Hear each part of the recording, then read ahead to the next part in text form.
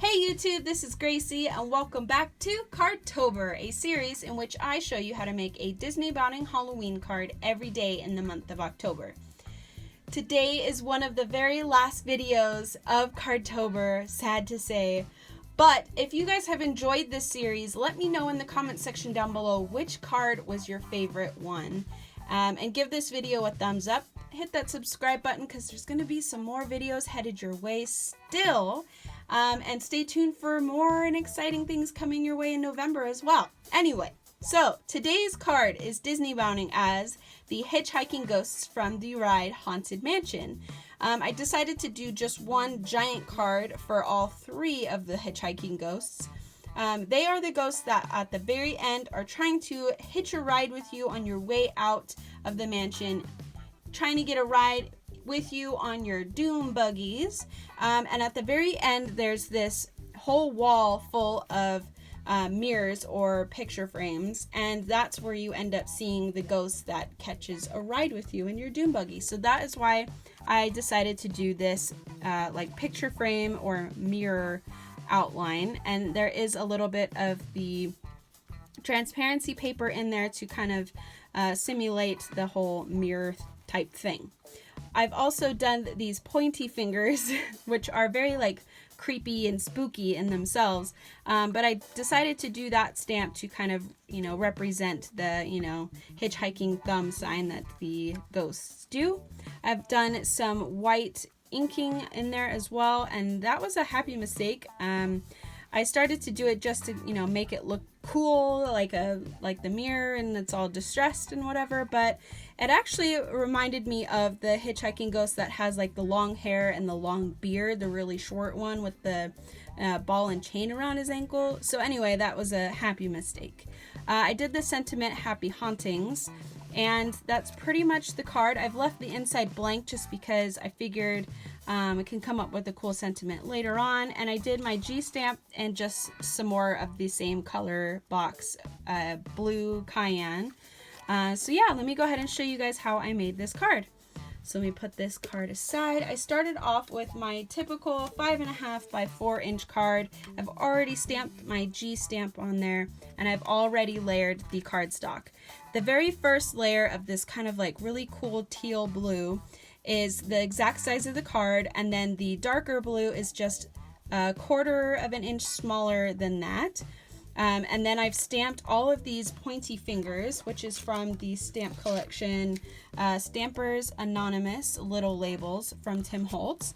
And it's just this little pointy finger here. It's very creepy, very spooky finger pointing. And then I've cut out my frame, and this is what I came up with. Let me show you how I came up with that. It's a little bit of a process. Again, a happy mistake. I just kind of stumbled upon it.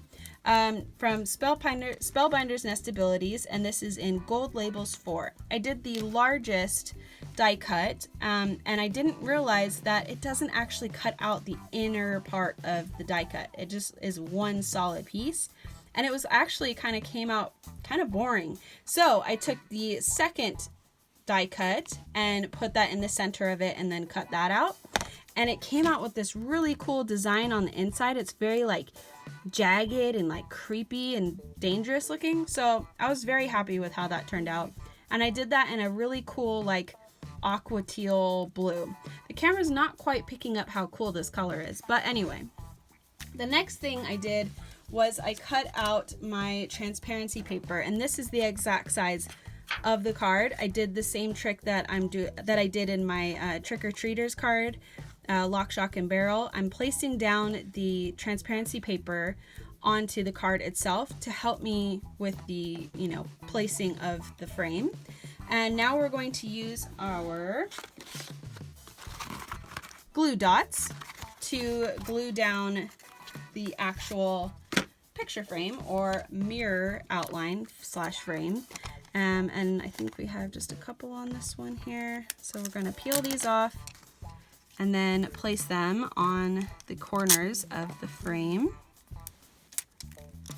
Just all 4 corners should do it. You don't need too many on here, which does us just fine because that's what we have left on this sheet. Just 4 total. So we're just pushing down and then peeling off the backings. Very simple. It's what I've done in like, I think almost all of my videos. Okay. And now we're just going to try our best to put that in the center. Okay. And only the two sides are going to be kind of coming off of the card, which a little part of me is sad about that it wasn't a little bit bigger, but it's all right. That works. Now we're going to take some scissors, and I'm just using my little cutter bee scissors because they're very, very sharp and they kind of fit into all those small places. And we're going to actually cut away the plastic or the transparency paper, so that way it doesn't show around the mirror frame. So I'm literally just cutting. Doesn't matter where you cut, just because that part's not going to show. It's just we're just doing it to hide the rest of the transparency paper, so we don't have these corners showing. So just be careful that you don't cut the frame itself, and try your best to cut around the glue dots that you've just placed.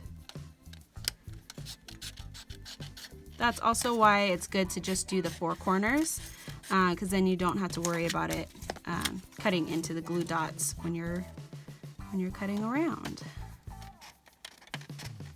So you can kind of get in there. There you go. So now I have cut all of the excess off. And the next step is to take your color box and frost white and take a little Q-tip and just dab it. And I just did a bunch of just little dots all the way around it and kind of went towards the center as well. Sorry if that's shaking the camera. And that way, all you had to do was take the drier side of your Q-tip and just make those kind of lines going through. And you can add as much or as little of this as you want. You don't have to do this, but like I said, it kind of made it look a little more distressed, more spooky, more ghost-like, but also it kind of, represents the little hitchhiker guy with his little beard and long hair. It's almost like a little hippie ghost or something. Actually, let's go ahead and kill two birds with one stone and just do it while the Q-tip is wet. I feel like this actually drags out too much of the white ink, but that's just me.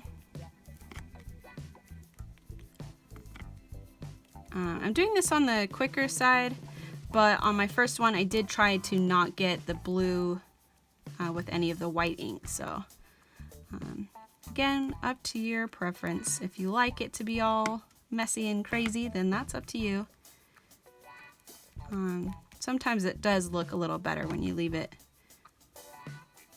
more distressed that way. So there is the inside of that. The next thing I did was I took my stamp from my TPC Studio stamp from Jeepers Creepers, and I took my Happy Hauntings.